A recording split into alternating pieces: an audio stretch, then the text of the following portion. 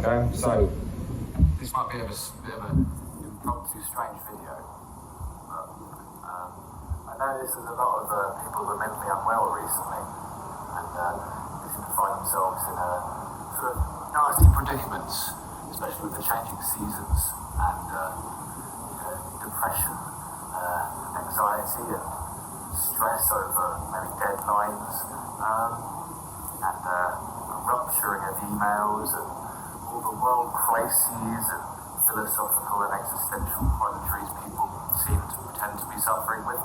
I'm going to give you 9 very, very easy things you can do to boost your mental health a bit. These aren't philosophical either, so they're not, realize that there's nothing to realize, or anything about enlightenment, or anything even too abstract, like, don't be too hard on yourself, or be more grateful, love yourself, things that everyone knows that they should be trying to bloody do, but obviously can't because they're trapped in a bit of a whirlwind of, what if I don't, that crap.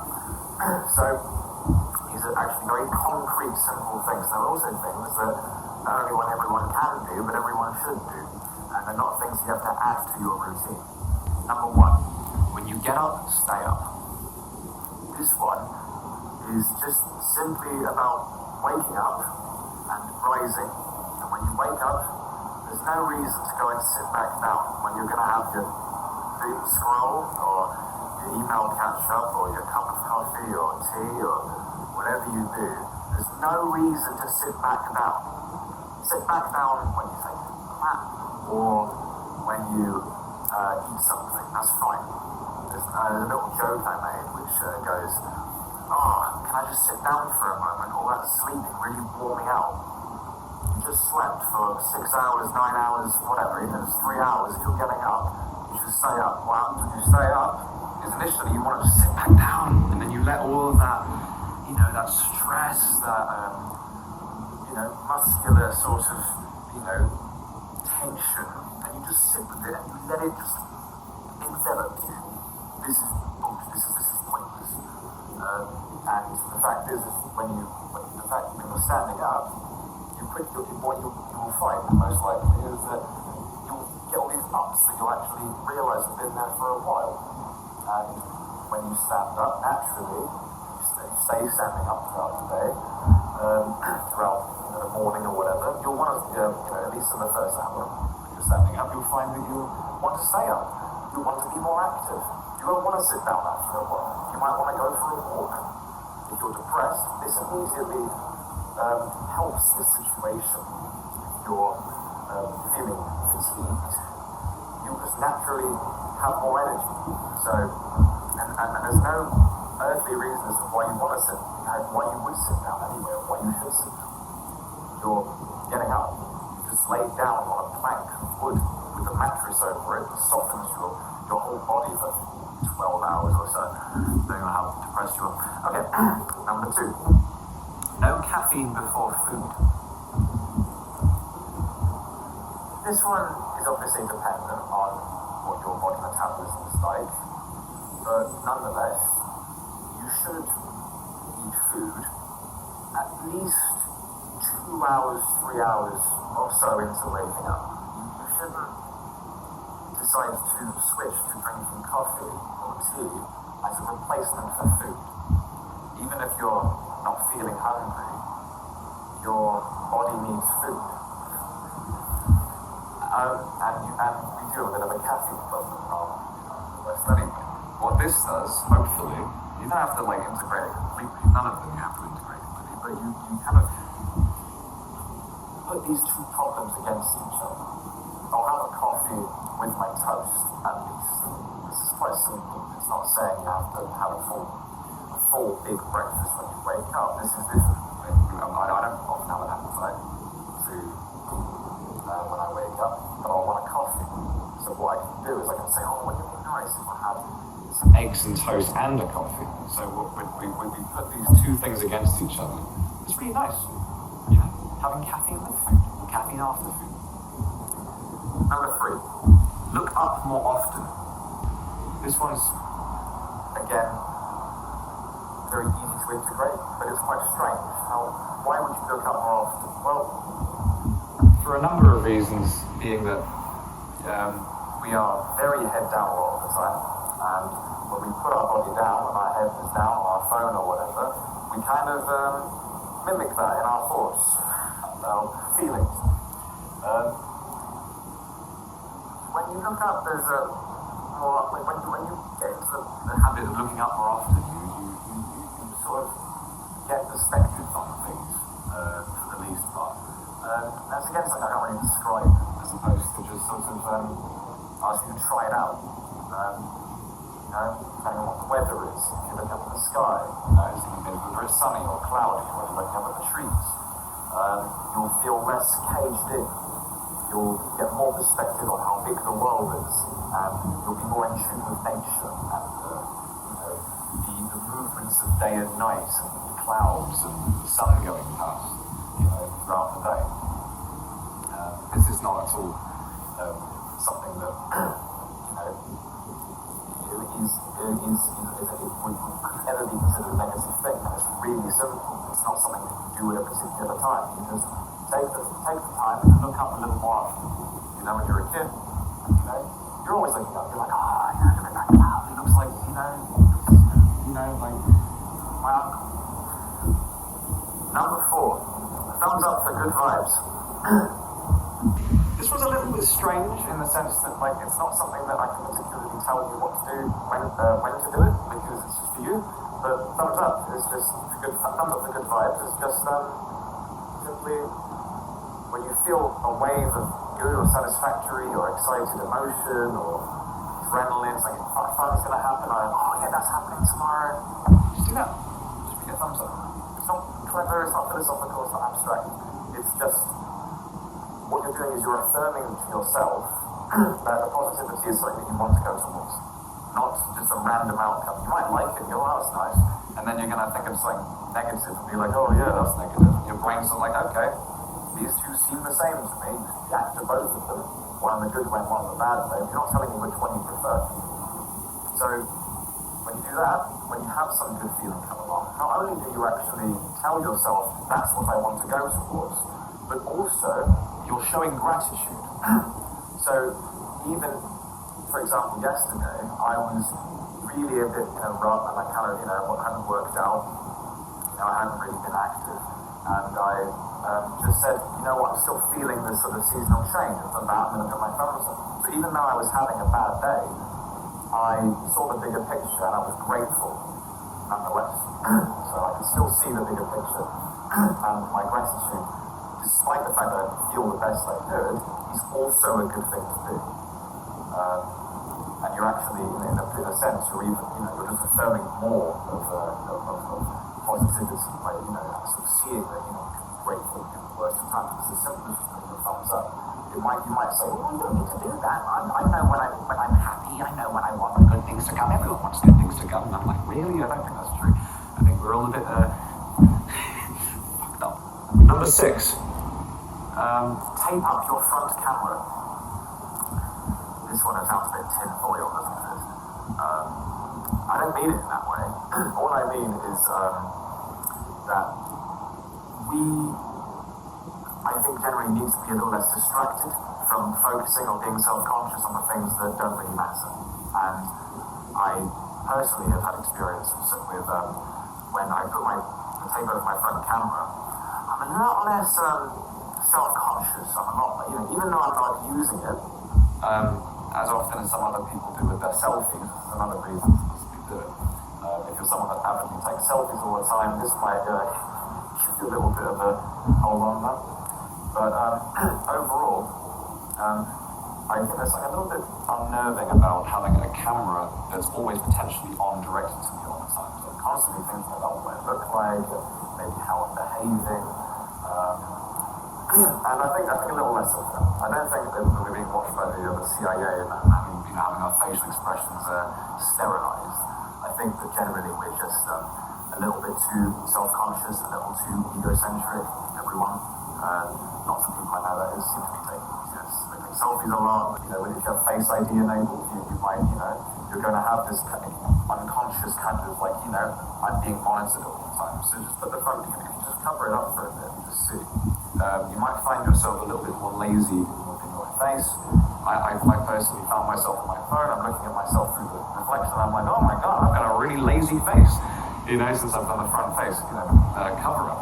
When before I was just like, always like, looking like I wanted to make sure I looked at least semi-attractive at all times, like, alright, I've got a good looking face, I'm alert, less of that. Number 6, listen to more happy music. I don't know what happy means to you. This one really could translate more to just not listen to dark, sad, melancholy, ethereal, heartbreaking music as 100% of your musical diet. If you just listen to one song, maybe you like when you were a teenager or a kid, or something with good lyrics, good feeling lyrics, like a love song, or something with a bit more of a funk. If you're like me, then you obviously want to resort to the more emotionally depressive, kill us now, get it over and done with kind of music. But just add a bit more happy music. It can even be something kind of, if you're a metalhead, it can still be like metal. Just make sure it's metal that kind of, gets, like a Linkin Park song or a Slipknot song. Even Slipknot's kind of one of those people for me that's like happy music. God, it's a depressing thing. But if it's, something that brings you back to some sort of time that you were happy, not just like, emotional rawness or existential angst, or even just like the stuff that people listen to these days, which is just very, very down. I'd even put Mac DeMarco in this like downer kind of like, opiatic haze where all the vibes and abstract, less of that. Just, stick on some Stevie Wonder for 10 minutes or so. Number 7, think twice before ranting. Ranting, complaining, we all like to do it. Why? The amount of times that I've sort of caught myself complaining and sort of been like, no, but I like doing this. It makes me feel like I've got the upper hand on, the world that's pulling me under, and it's just a laugh. It's just we're here to have, we can have mutual complaints. Me and people in my life can have mutual upsets about things, and I just wonder whether it's really necessary to just let the rant go to a complete end, considering the fact that I don't know too much to look forward to at the moment. Or at least there's we don't really have happy rants. We don't go off about like how always cool, like all of these amazing things that happen to us. We go on for 10 minutes about how this awesome thing happened. It just kept getting more awesome, and then your friend or whoever is saying, no way, it doesn't happen. I'd really look at the ratio to which your complaints versus your good stories, or sort of stories where you want ranting. So think twice before ranting is simply, when you're going on a rant, just stop for a second, or if you want to complain about something, look at that, I can't believe it's happened, you hear about the whole thing with Ukraine. Just stop for a moment and think, do I need to say this? Is going through with this rant necessary? Is it going to brighten my day? Is it going to help me be more productive? Even if it's just an ironic rant, or you don't think it matters, just think twice about it. Number 8, pick a different route. So, obviously walking is very good for all of us. I don't want to say that we should go for walks more often, because everyone knows that. The same thing that if I said drink less or smoke less. But pick a different route and just apply to your life, as all of these can. So if you're going to work, or you're going to university, or you're going, to the supermarket to buy some food, simply change the route you walk in. Because I think walking isn't just about getting exercise to your legs. It's also about your environment and the fact that you're looking around and you're seeing, things, and oftentimes your mind's going to pick up, the variables. What's new? What's the general mood today? What are people up to? What am I going to run into? And picking a different route just gives your mind a chance to see something new and soak in the new environment and add a bit more spontaneity. Obviously, I could have added, like go somewhere new, travel more. But obviously, a lot of us are very busy with work and commitments and all the rest of it. So this is a very slight alteration you can make, even if it takes 10 minutes more to get to wherever you're going. Just try it and just go 10 minutes earlier from your house to where you're going to go, or from where you're going back to your house, and just try a different route. Maybe somewhere natural, somewhere where you can see trees. You'll find that sort of variety can really get you out of a rut, especially if you're feeling depressed. Finally, number 9, don't bring your phone to bed. I think this is something that a lot of us are guilty of, especially as we're so stimulated and taken in by media, and we've got a lot of important things to do, and with mobile phones and the internet, the work and the commitments never really stop. However, there is really no need to take your phone to bed. With the exception of maybe you're listening to something relaxing, like a podcast or whatever. You won't benefit from having your phone, and when you're just ready to drop off, like a light switch, you just